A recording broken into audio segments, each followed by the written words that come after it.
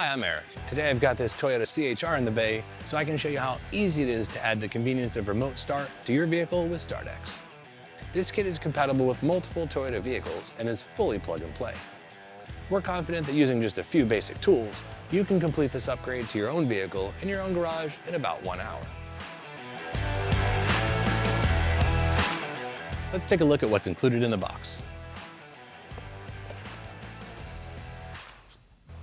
We have the remote start module, our vehicle-specific connection harness, a pry tool, a warning sticker that lets people know our vehicle is equipped with a remote starter, and the instruction manual.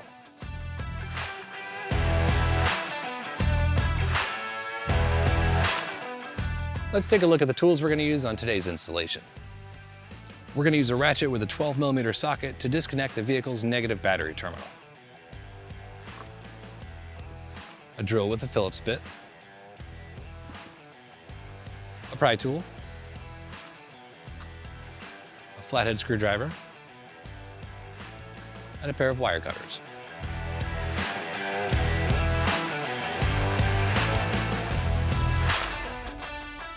Let's take a closer look at what's included in our vehicle-specific harness packaging.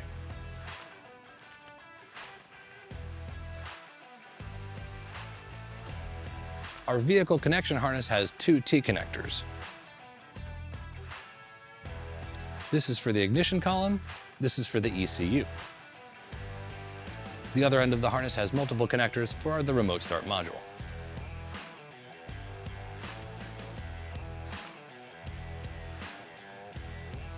Our kit includes a pin switch, which is not needed for the installation. The pin switch's job is to stop the vehicle from remote starting if the vehicle's hood is open. Most vehicles have a pin switch, which is why this is not needed. And a number of zip ties are supplied so that we can keep our module and our wiring high up under the dash, away from the driver's feet.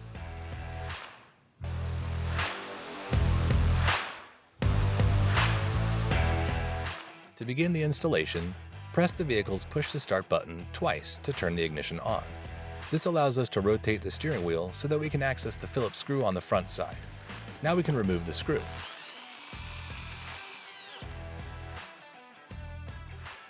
Then rotate the steering wheel to the opposite direction and remove the screw on that side.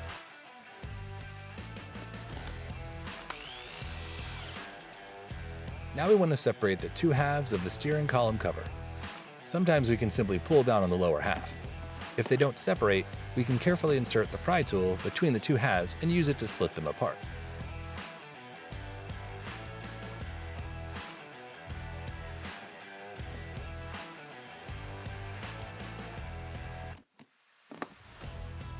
Lowering the tilt lock lever under the steering wheel will make it easier to pass the lower section over the lever. Now before we unplug anything, we're going to disconnect the vehicle's negative battery terminal. Typically, this requires a ratchet with a 10mm socket. Your vehicle may require a different size socket. Loosen the bolt, then slide the connector off. It may help to wiggle it a bit while removing it. Be sure the cable is away from the terminal. Directly below the steering column, there's a small black 7-pin connector. Using a flathead screwdriver, press the latch tab down and pull the connector free. Insert this connector into the T-harness.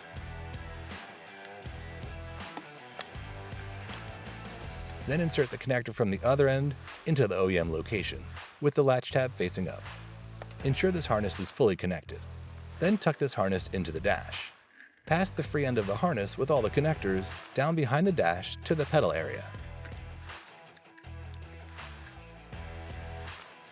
Now we'll remove the lower door sill trim panel. Insert the pry tool under the edge and pry it upward.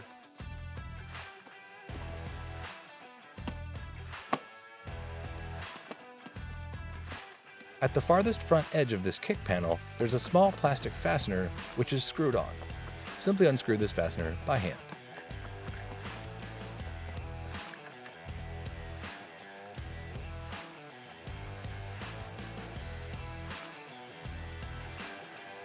Now we can remove the kick panel by prying it toward the center of the vehicle.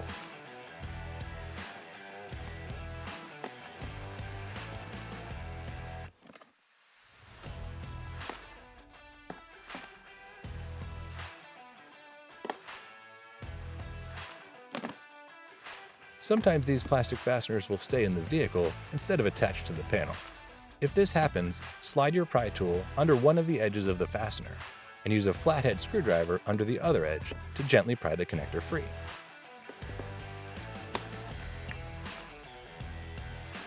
Then slide it back into the U-shaped groove on the kick panel.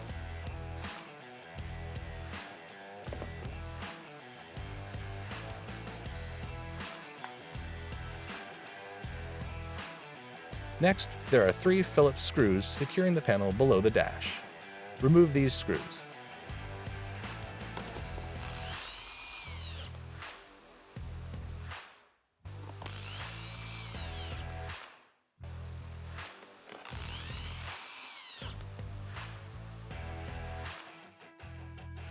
Then by pulling down on the panel, use a flathead screwdriver to press the latch tabs forward to the front of the vehicle. You can release the panel. Now we can remove the headlight switch panel. Carefully using a nylon pry tool around the edge, pry the panel toward the rear of the vehicle. Disconnect any harnesses that are plugged into the back of this panel. Now we want to remove the large trim panel to the left of the airbag, while leaving the airbag section in the dash.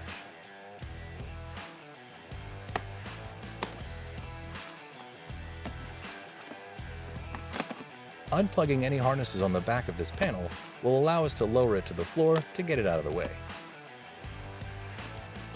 Now we have access to the ECU where we need to make a connection inside the dash. Pass this T-harness into the dash and down to the pedal area. This is the T-harness that connects to the ECU inside the dash.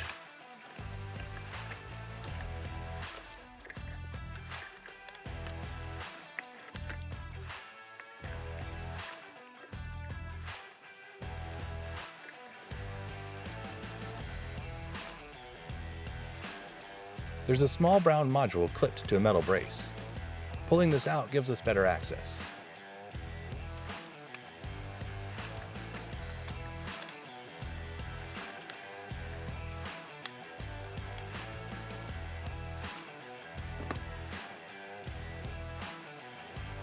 Using a flathead screwdriver to press the latch tab to the right, remove the upper rightmost connector from the ECU.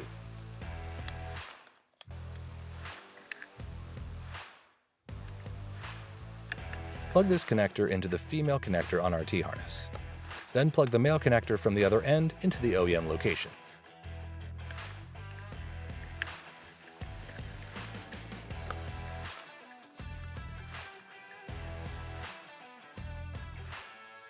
Here we can see the T-harness installed.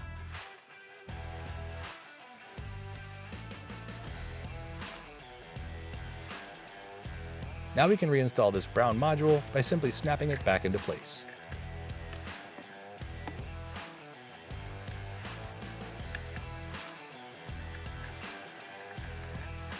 These connectors are all for the remote start module. Before we can program the module, we need to reconnect the vehicle's negative battery terminal.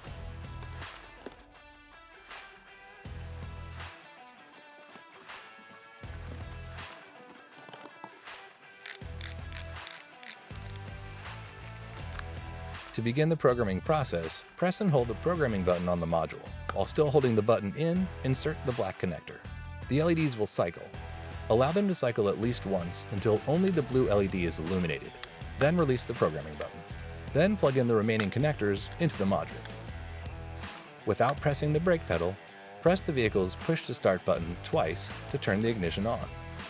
Wait for the blue LED to begin flashing. When the blue LED is flashing, this indicates programming is complete.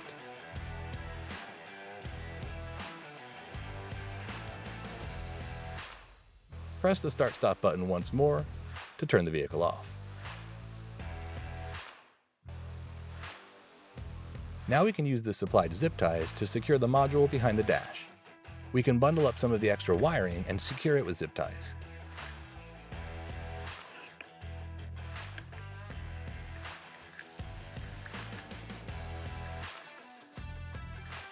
Trimming the excess off the zip ties keeps the installation as tidy as possible. We can pass a zip tie through the mounting holes on the end of the module and secure it to the factory wiring and dash brackets.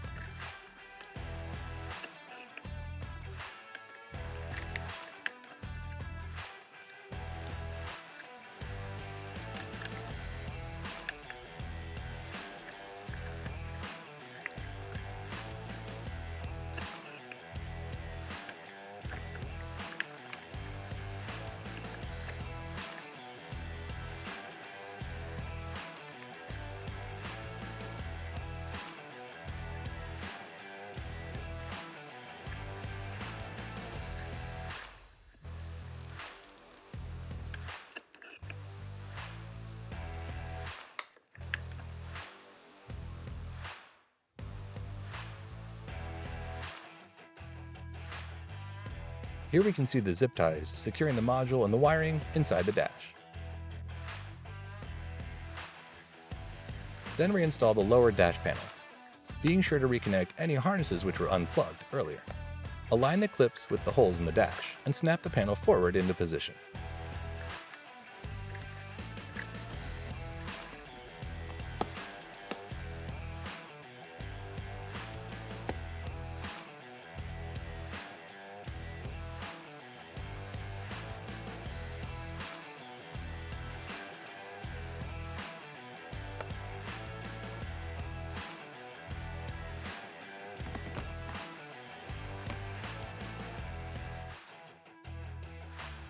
Reinstall the kick panel.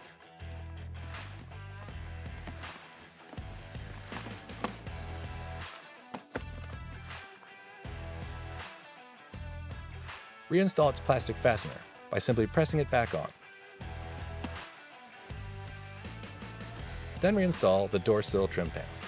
Line up the tabs and click it into place. You may give it a few heavier taps to get it to fully seat into place.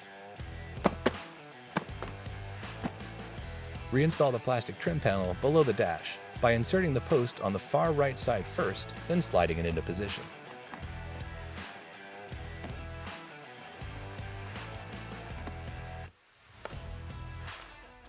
Reinstall the 3 Phillips screws.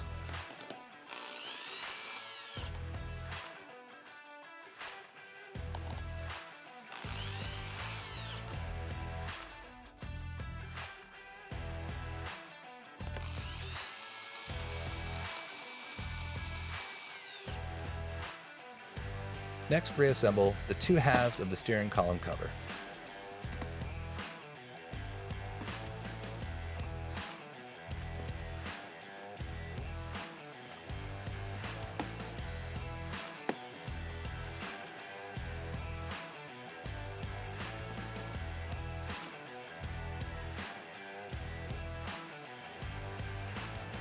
Then reinstall the 2 Phillips screws, 1 on each side.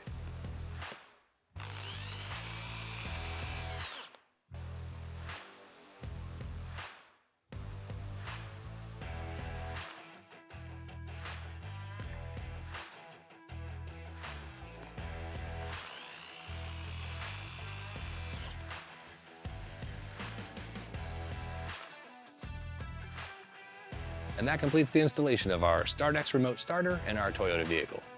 Now simply pressing lock slowly 3 times on our factory key fob will remote start our vehicle.